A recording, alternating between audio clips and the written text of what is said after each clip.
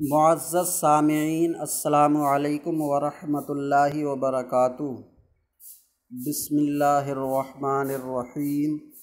الحمد للہ رب العالمین، والصلاة والسلام علی سید المرسلین وعلی آلہ واصحابہ اجمعین۔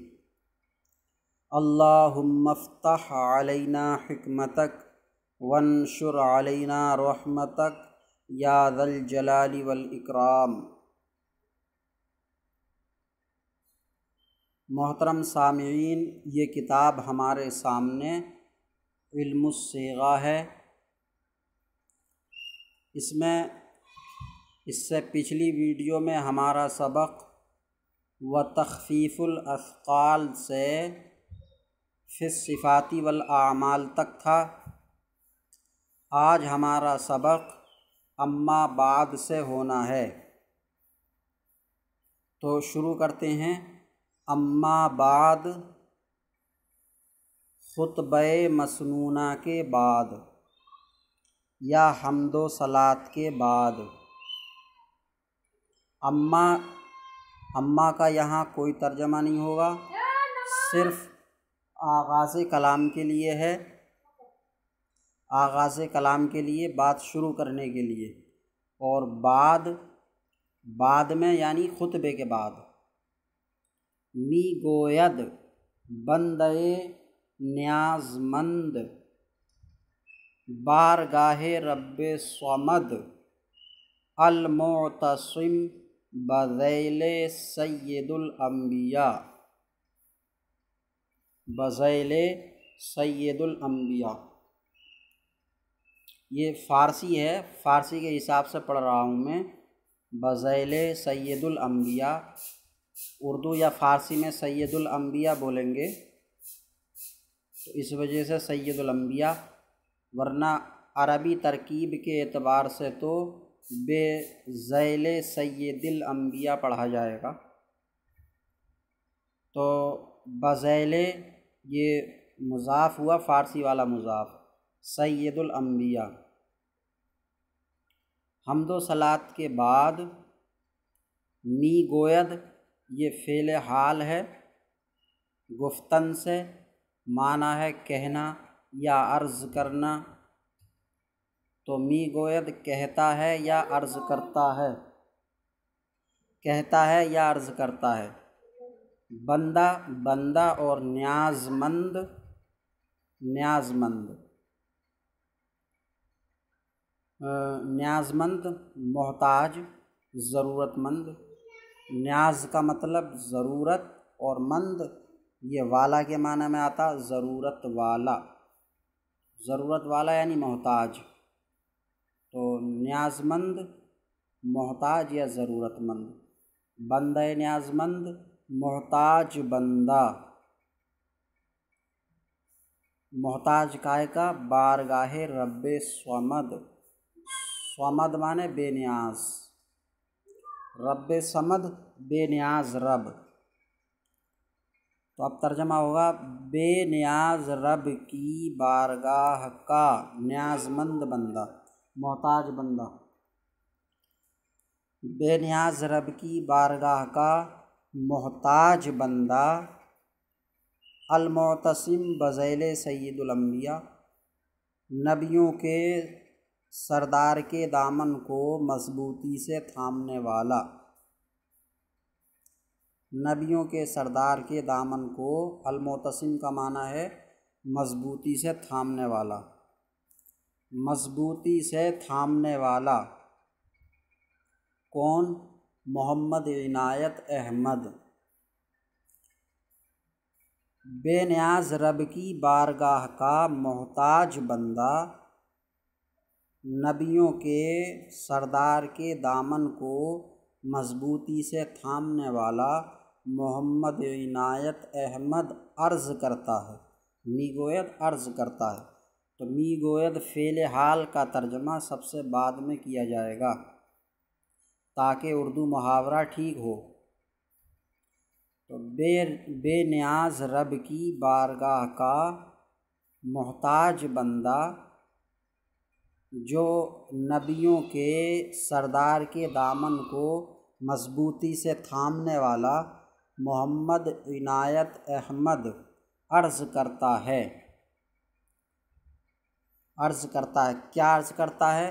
غفر لہ الاحد کے بعد اسی عرض کا کہ بیانیہ سے بیان ہے۔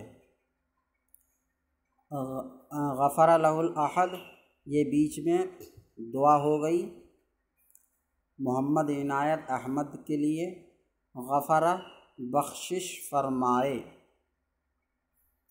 اور لہو ان کی، الاحد یکتا، الاحد یکتا یہ اللہ کے اسماء حسنی میں سے ہے احد،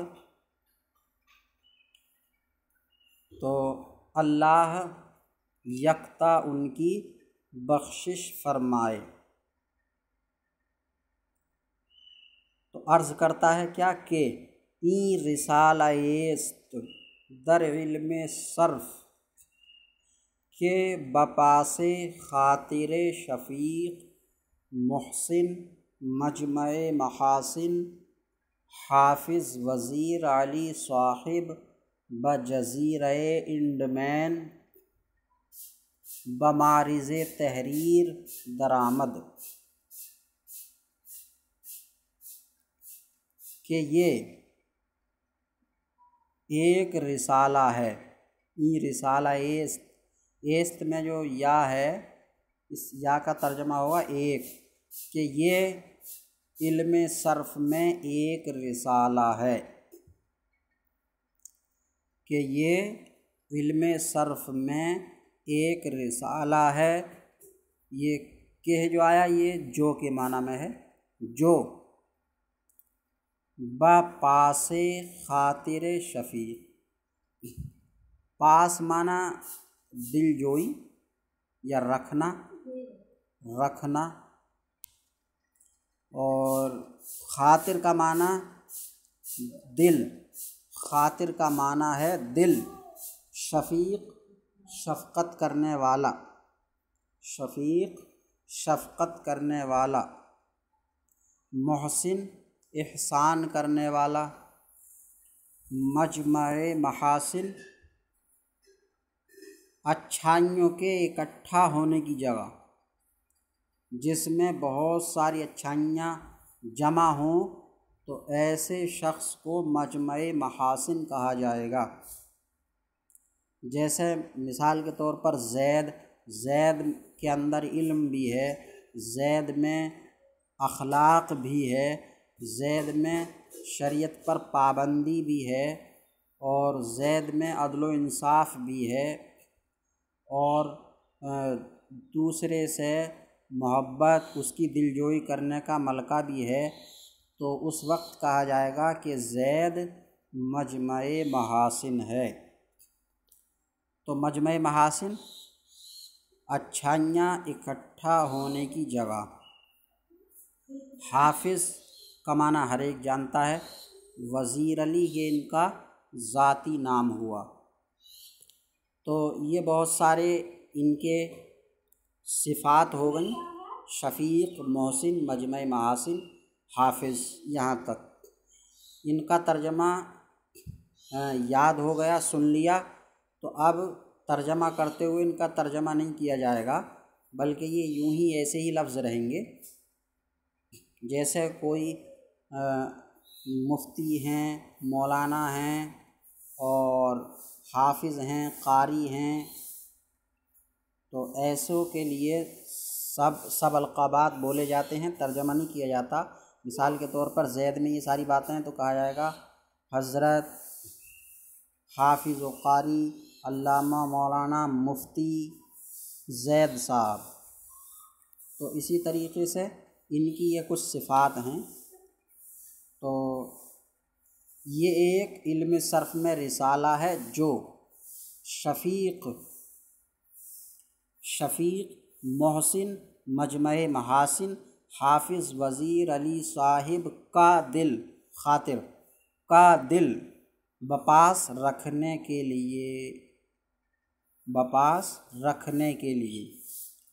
کہ یہ علم صرف میں ایک رسالہ ہے جو شفیق محسن مجمع محاسن حافظ وزیر علی صاحب کا دل رکھنے کے لیے بجزیرہ انڈمین کے جزیرے میں، انڈمین ایک جگہ کا نام ہے اور جزیرہ کا معنی ہوتا ہے ٹاپو، جو کسی دریا ندی تالاب میں جو پانی کے درمیان ابھری ہوئی جگہ ہوتی ہے، چاروں جہت میں اس کے پانی ہوتا ہے اور وہ ایک اونچی ٹیلا ہوتا ہے تو اس کو جزیرہ بولتے ہیں۔ تو انڈمین کے جزیرے میں بمارز تحریر کے میدان میں درآمد آیا کہ یہ علم صرف میں ایک رسالہ ہے جو شفیق محسن مجمع محاسن حافظ وزیر علی صاحب کا دل رکھنے کے لیے انڈمین کے جزیرے میں تحریر کے میدان میں آیا۔ تحریر کے میدان میں آیا کا مطلب لکھا گیا، تو انڈمین کے جزیرے میں لکھا، جزیرے پر بیٹھ کر۔ اور یہ شفیق محسن مجمع محاسن حافظ وزیر علی صاحب کی دلجوئی تھی اس میں، انہوں نے کہا ہوگا کہ آپ اس طریقے کا ایک رسالہ لکھ دیں، تو ان کی بات کو نہ ٹالتے ہوئے، ان کا دل رکھتے ہوئے، ایسی حالت میں بھی انہوں نے یہ رسالہ تصنیف فرمایا۔ اب یہ انڈمین کے جزیرے میں کیسے پہنچ گئے تو اس کا بیان کرتے ہیں۔ ورود حقیر دراں جزیرہ، ورود حقیر دراں جزیرہ از نیرنگ تقدیر بودا۔ ورود مانے پہنچنا اور حقیر مانے ناقص یا گھٹیا، بیکار، اپنے آپ کو یہ کہہ رہے ہیں عاجزی کے طور پر۔ حقیر کا پہنچنا، ورود حقیر کا پہنچنا کہاں؟ دراں جزیرہ، اس جزیرے میں کون سے؟ انڈمین کے جزیرے میں۔ تو حقیر کا اس جزیرے میں پہنچنا، از مانے سے اور نیرنگ مانے گردش، الٹ پلٹ، گردش یا الٹ پلٹ، اور تقدیر، حقیر کا اس جزیرے میں پہنچنا تقدیر کی گردش سے تھا یا تقدیر کی الٹ پلٹ سے تھا۔ مطلب یہ کہ کوئی جرم نہیں تھا جو اس جزیرے میں ان کو پہنچا دیا گیا، بلکہ اس وقت کی حکومت کے خلاف آزادی کا نعرہ بولنے کی وجہ سے اس جزیرے میں ان کو ڈال دیا گیا تھا۔ تو یہ تقدیر میں تھا ایسا ہونا، کوئی خطا نہیں تھی، بلکہ اپنے حق کا مطالبہ تھا حکومت سے۔ تو حقیر کا اس جزیرے میں پہنچنا تقدیر کی الٹ پلٹ سے تھا یا تقدیر کی گردش سے تھا۔ و کتاب از ہیچ علم نزد خود نداشت، کتاب کوئی کتاب، از ہیچ علم، ہیچ مانے کسی، علم مانے علم، اور کوئی کتاب کسی علم کی، از مانے کی، اور کوئی کتاب کسی علم کی، نزد خود اپنے پاس، نداشت نہیں رکھتا، کوئی کتاب کسی علم کی اپنے پاس نہیں رکھتا، مطلب کوئی کتاب بھی کسی بھی طرح کی، کسی بھی علم کی نہیں تھی۔ تو بغیر کسی کتاب کا سہارا اور مدد لیے یہ کتاب آپ نے تصنیف فرمائی۔ اس سے آپ کی قابلیت اور صلاحیت کا اندازہ ہوتا ہے کہ بغیر کسی کتاب کو دیکھے، بغیر کسی کتاب کی مدد لیے اس طریقے کی ایک اہم علم صرف کی جامع کتاب تصنیف فرما دی۔ تو کسی علم کی کوئی کتاب اپنے پاس نہ رکھتا، این رسالہ را بوضع، یہ بوضع پڑھا جائے گا، بوضعی نہیں پڑھا جائے گا، بوضع وضع معنی طریقہ، اور یہ یا جو ہے موصولہ ہے، بوضع نگاشت کے، یہ کہ بوضع کے تھا، بوضع کے، جیسا کہ فارسی قواعد و انشاء میں اسماء موصولہ میں یا اور کے دیے ہیں، تو یہ وہی یا اور کے ہے جو اسماء موصولہ میں فارسی قواعد و انشاء میں بیان کیے ہیں۔ تو بوضع کے بوضعی نہیں پڑھا جائے گا۔ تو رسالہ آ رہا بوضع نگاشت، نگاشت نگاشتن سے ہے، اس کا معنی لکھنا۔ اس رسالے کو اس طریقے سے لکھا، با معنی سے اس طریقے سے لکھا، اس رسالے کو وضع معنی طریقہ، اس طریقے سے لکھا کہ بجائے میزان و منشعب و پنجگنج و زبدہ و صرف میر بکار آیا۔